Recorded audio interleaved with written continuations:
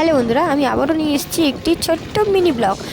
অনেক দিন ব্লগ বলুন বা ভিডিও বলুন করা হয়নি, অনেক রকম প্রবলেমের কারণে আমি ভিডিও বলুন বলুন আমি আপলোড করতে পারিনি। তা আবার আমি ফিরে এসেছি নতুন করে।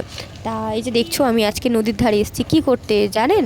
আমাদের ছোট্ট মতো পিকনিক প্ল্যান হচ্ছে।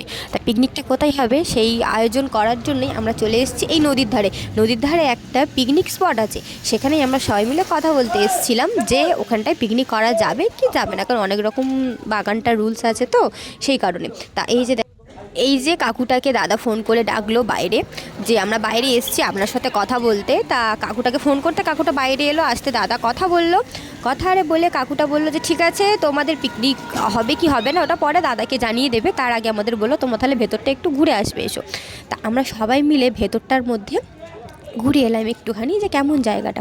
এই যে দেখো আমরা যে ঢুকছি, দাদাও যাচ্ছে, সব দাদাগুলো একসাথেই আমরা যাচ্ছি। ভেতরে ঢোকার সময় দাদা বলছে এই দেখো দুটো বডিগার্ড বসে আছে, এরা আমাদের দিকে কেমন করে দেখছে। তা যাই হোক, ভেতরটাই কিছুটা ঢুকলাম, ঢুকে আমরা একটু ঘুরে এলাম। তা পিকনিক করলে তো অবশ্যই তোমাদেরকে দেখাবো। তা আজকের মতো ভিডিওটা এতটুকুই।